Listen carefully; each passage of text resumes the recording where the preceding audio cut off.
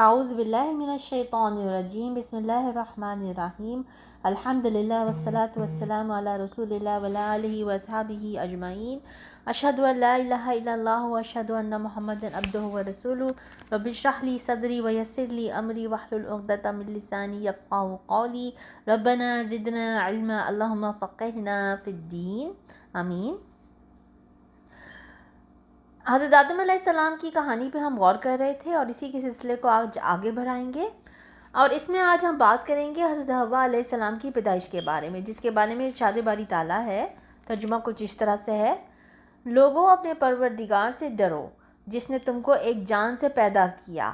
اور اسی سے اس کا جوڑا بنایا، پھر ان دونوں سے کثرت سے مرد و عورت پیدا کر کے روئے زمین پر پھیلا دیے، اور اللہ سے ڈرو جس کے نام کو تم اپنی حاجت براری کا ذریعہ بناتے ہو، اور قطع رحمی سے بچو، کچھ شک نہیں کہ اللہ تمہیں دیکھ رہا ہے۔ سورہ اعراف میں مزید وضاحت کرتے ہوئے فرمایا، ترجمہ کچھ یوں ہے: وہ اللہ ہی تو ہے جس نے تم کو ایک شخص سے پیدا کیا اور اس سے اس کا ایک جوڑا بنایا تاکہ وہ اس سے راحت حاصل کرے۔ حضرت عبداللہ بن عباس رضی اللہ عنہ کی روایت سے ذکر کیا ہے کہ حوا علیہ السلام کو آدم علیہ السلام کی بائیں طرف کی چھوٹی پسلی سے پیدا کیا گیا، جبکہ آپ علیہ السلام سو رہے تھے اور پسلی کی جگہ کو گوشت سے پر کر دیا گیا۔ حضرت ابو ہریرہ رضی اللہ عنہ بیان کرتے ہیں کہ رسول اللہ صلی اللہ علیہ وسلم نے فرمایا، عورتوں سے حسن سلوک کی نصیحت قبول کرو، عورتوں سے حسن سلوک کی نصیحت قبول کرو، کیونکہ وہ پسلی سے پیدا کی گئی ہیں، اور سب سے ٹیڑھی پسلی وہ ہے جو سب سے اوپر والی ہے۔ اگر تو اس پسلی کو سیدھا کرنا چاہے گا تو اسے توڑ بیٹھے گا، اور اگر اسے چھوڑ دے گا تو ٹیڑھی ہو رہے گی، اس لیے عورتوں سے حسن سلوک کی نصیحت قبول کرو۔ یعنی میں تمہیں نصیحت کرتا ہوں کہ عورتوں سے نرمی اور حسن سلوک کا برتاؤ کرو۔ قرآن میں جو لفظ آئے ہیں اسکن انت وزوجک الجنۃ، تو اور تیری بیوی جنت میں رہو، ان الفاظ سے معلوم ہوتا ہے کہ حضرت حوا علیہ السلام کو حضرت آدم علیہ السلام کے جنت میں داخل ہونے سے پہلے تخلیق کیا جا چکا تھا۔ اب بات کرتے ہیں ابلیس کے تکبر اور اس کا انجام بد پر۔ اللہ تعالیٰ نے تمام فرشتوں کو آدم علیہ السلام کو سجدہ کرنے کا حکم دیا، تو ابلیس نے تکبر میں آ کر سجدے سے انکار کیا، اور پھر اپنے اس عمل بد کی انتہائی کبھی دلیل بھی پیش کی۔ اس پر اللہ تعالیٰ نے اسے ہمیشہ کے لیے لعنتی قرار دے دیا۔ ارشاد باری تعالیٰ ہے، ترجمہ کچھ اس طرح سے ہے: اور ہم ہی نے تم کو ابتدا میں مٹی سے پیدا کیا، پھر تمہاری شکل و صورت بنائی، پھر فرشتوں کو حکم دیا کہ آدم کے آگے سجدہ کرو، تو سب نے سجدہ کیا سوائے ابلیس کے، وہ سجدہ کرنے والوں میں شامل نہ ہوا۔ اللہ تعالیٰ نے فرمایا، جب میں نے تجھ کو حکم دیا تو کس چیز نے تجھے سجدہ کرنے سے باز رکھا؟ اس نے کہا کہ میں اس سے افضل ہوں، مجھے تو نے آگ سے پیدا کیا اور اسے مٹی سے بنایا۔ سورہ اعراف کی آیتیں ہیں۔ امام حسن بصری رحمہ اللہ کا ارشاد ہے کہ ابلیس نے قیاس کیا، اور سب سے پہلے اسی نے قیاس کیا۔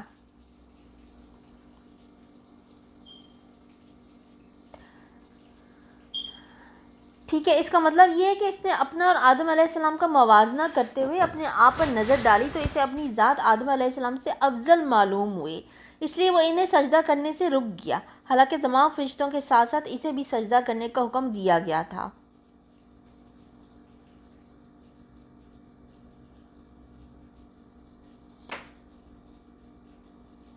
ٹھیک ہے، یہ قیاس ویسے بھی غلط ہے، کیونکہ مٹی آگ سے بہتر اور زیادہ نفع بخش ہے۔ مٹی میں پختگی، بردباری، تحمل اور بھرنے پھولنے کی صفات پائی جاتی ہیں، جبکہ آگ میں جذباتیت، ہلکا پن، جلد بازی اور جلانے کی خصوصیات ہیں۔ حضرت آدم علیہ السلام کو یہ شرف بھی حاصل تھا کہ انہیں اللہ تعالیٰ نے اپنے ہاتھ سے پیدا فرما کر ان میں اپنی روح پھونکی تھی، اس لیے فرشتوں کو حکم دیا تھا کہ انہیں سجدہ کریں۔ ترجمہ کچھ یوں ہے،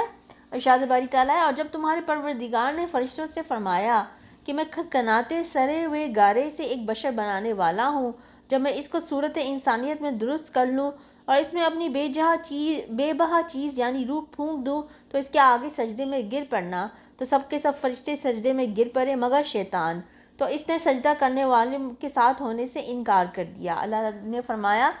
کہ ابلیس، تجھے کیا ہوا کہ تو سجدہ کرنے والوں میں شامل نہ ہوا؟ اس نے کہا، میں ایسا نہیں ہوں کہ انسان کو جسے تو کھنکھناتے سڑے ہوئے گارے سے سے بنایا ہے سجدہ کرو۔ اللہ تعالیٰ نے فرمایا یہاں سے نکل جا، تو مردود ہے اور تجھ پر قیامت کے دن تک لعنت برسے گی۔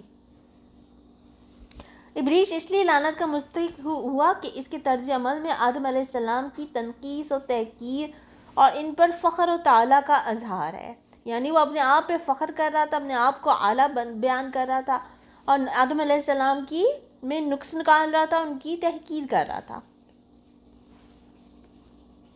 جو کہ حکم الہی کی مخالفت ہے، جبکہ آدم علیہ السلام کا نام لے کر سجدہ کرنے کا حکم دیا گیا تھا۔ اللہ تعالیٰ نے سورہ بنی اسرائیل میں اس کا تذکرہ یوں فرمایا ہے، ترجمہ: اور جب ہم نے فرشتوں سے کہا کہ آدم کو سجدہ کرو تو سب نے سجدہ کیا مگر ابلیس نے نہ کیا، کہنے لگا بھلا میں ایسے شخص کو سجدہ کروں جسے تو نے مٹی سے پیدا کیا ہے؟ پھر عذرائے طنز کہنے لگا دیکھ تو یہی وہ ہے جسے تو نے مجھ پر فضیلت دی ہے، اگر تو مجھ کو قیامت کے دن تک کی مہلت دے تو میں تھوڑے سے شخصوں کے سوا اس کی تمام اولاد کی جڑ کاٹتا رہوں گا۔ اللہ تعالیٰ نے فرمایا یہاں سے چلا جا، جو شخص ان میں سے تیری پیروی کرے گا تو تم سب کی سزا جہنم ہے اور وہ پوری سزا ہے، اور تو ان میں سے جس کو بہکا سکے اپنی آواز سے بہکاتا رہ اور ان پر اپنے سواروں اور پیادوں کو چڑھا کر لاتا رہ اور ان کے مال اور اولاد میں شریک ہوتا رہ اور ان سے وعدہ کرتا رہے، اور شیطان ان سے جو وعدے کرتا ہے سب دھوکہ ہے۔ جو میرے مخلص بندے ہیں ان پر تیرا کچھ زور نہیں، اور اے پیغمبر تیرا پروردگار کار ساز کافی ہے۔ اللہ تعالیٰ نے بنی نوح انسان کو ابلیس کی دشمنی پر متنبہ کیا اور اس کے انجام بد سے ڈرایا، جیسے کہ ارشاد باری تعالیٰ ہے، ترجمہ: اور جب ہم نے فرشتوں کو حکم دیا کہ آدم کو سجدہ کرو تو سب نے سجدہ کیا مگر ابلیس نے نہ کیا، وہ جنات میں سے تھا تو اپنے پروردگار کے حکم سے باہر ہو گیا۔ کیا تم اس کو اور اس کی اولاد کو میرے سوا دوست بناتے ہو؟ سورہ کہف کی آیت ہے۔ یعنی وہ جان بوجھ کر اللہ کی اطاعت سے نکل گیا اور اس نے تکبر کی بنا پر اللہ کے حکم کی تعمیل سے انکار کیا۔ یہ اس کی ناپاک فطرت تھی جس نے اسے دھوکہ دیا، کیونکہ وہ آگ سے پیدا کیا گیا ہے۔ اب یہ دیکھیں کہ ہم لوگ کتنی دفعہ جان بوجھ کر کتنے اللہ کے احکامات ہیں جو چھوڑ دیتے ہیں، مثلا نماز نہیں وقت پہ پڑھتے، قرآن کی تلاوت نہیں کرتے، پردہ نہیں کرتے، غیبت کرتے ہیں، گناہ کرتے ہیں، جھوٹ بولتے ہیں، جان بوجھ کے اللہ کی بتائی ہوئی حکموں سے جو ہے وہ گریز کرتے ہیں ہم۔ تو ہمارے میں اور شیطان میں کوئی فرق؟ پھر حضرت عائشہ رضی اللہ عنہ سے روایت ہے کہ رسول اللہ صلی اللہ علیہ وسلم نے فرمایا فرشتے نور سے پیدا کیے گئے ہیں، جن آگ کے شعلے سے پیدا کیے گئے ہیں، اور آدم علیہ السلام اس چیز یعنی مٹی سے پیدا کیے گئے جو تمہیں بتا دی گئی ہے۔ حضرت حسن بصری رحمہ اللہ نے فرمایا ابلیس ایک لہجہ بھر بھی فرشتہ نہیں رہا۔ حضرت ابن عباس رضی اللہ عنہ کہتے ہیں ابلیس زمین کے ان فرشتوں میں سے تھا جنہیں جن کہا جاتا تھا، اور علم و عبادت میں ان سب سے بڑھ کر تھا، اور اس کا نام عزازیل تھا۔ لیکن بہتر سوچ یہی ہے کہ بہتر پوائنٹ آف ویو یہی ہے کہ ابلیس جو ہے وہ جن تھا، فرشتوں میں شامل، فرشتہ نہیں تھا، وہ صرف فرشتوں کی جماعت کے ساتھ تھا وہ، لیکن تھا نہیں وہ فرشتہ۔ سورہ اعراف میں اللہ تعالیٰ ہمیں بتاتے ہیں کہ کس طرح ابلیس نے اعلان جنگ کیا، ترجمہ: